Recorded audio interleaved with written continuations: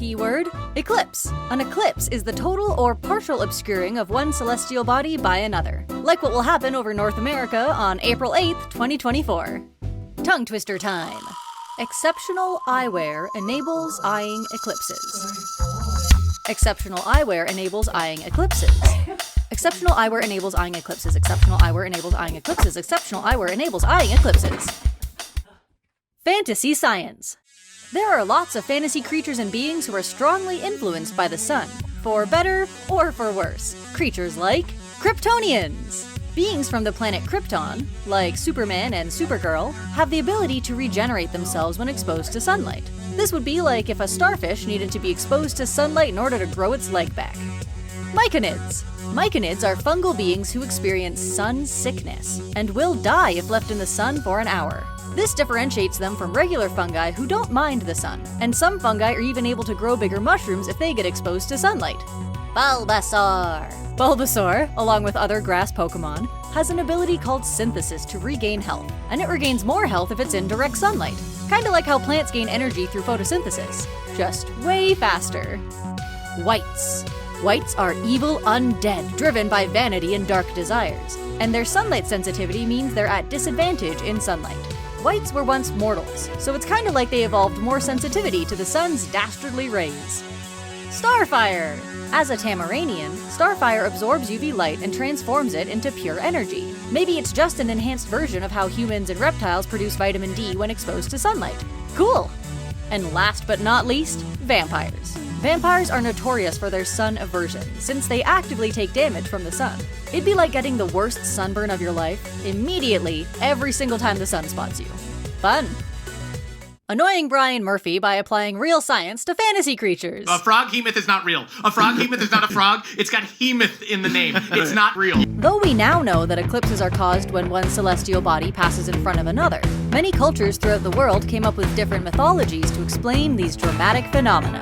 Cultures like ancient Egypt, Apep, or Apophis, the cosmic world serpent who embodies chaos and death, chases sun god Ra as he pulls the sun across the sky. Once in a while, Apep nearly consumes the sun, causing an eclipse, but is thwarted by Ra and his entourage.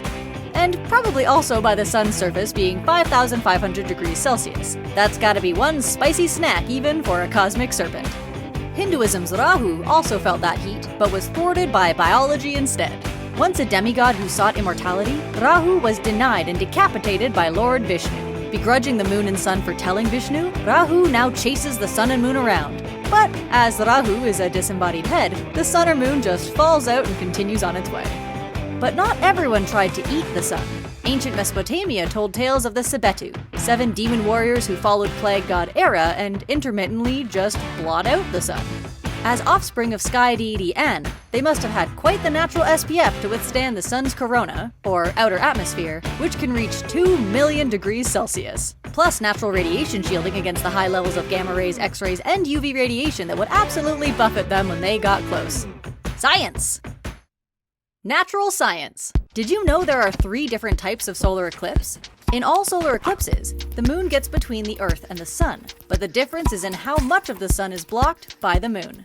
In a partial solar eclipse, the moon and Earth are not perfectly lined up, so only a part of the sun looks covered, creating a crescent shape.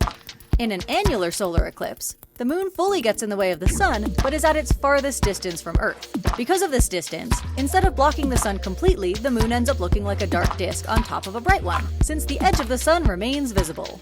And finally, the big one, the total solar eclipse. The moon is at just the right distance from Earth to totally block the sun, darkening the sky and creating a dawn or dusk atmosphere. And if you live in North America, this is the type of eclipse you can see on April 8th, 2024.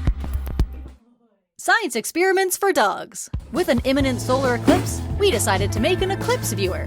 Since you should never look directly at the sun, an Eclipse Viewer helps you observe this super cool phenomenon without risking your baby blues. Or your icy white and dark brown. Sorry, but it just doesn't have the same ring to it. Whatever your eye color, you're gonna need a cardboard box, some tinfoil, a white piece of paper, a box cutter or X-Acto knife, a pin, tape, and some scissors. Start by cutting a 1-inch hole in one side of the box near the top. Next, tape the tinfoil over the hole you just cut, and use a pin to poke a tiny hole in the center of the foil. Then, cut the white paper so that it fits inside of the box on the opposite side as the foil-covered hole. Light coming through the hole should fall on this paper. Finally, cut a 1-inch hole in the side of the box, near the wall with the foil, so you can look through it on an angle and see the paper. Close up the box, point the foil side towards the sun, and look through your viewing window. You should see a small circle of light on the paper. During the eclipse, you'll see the moon's shadow pass right in front of this small circle of light. Cool science done safely. A winning combination.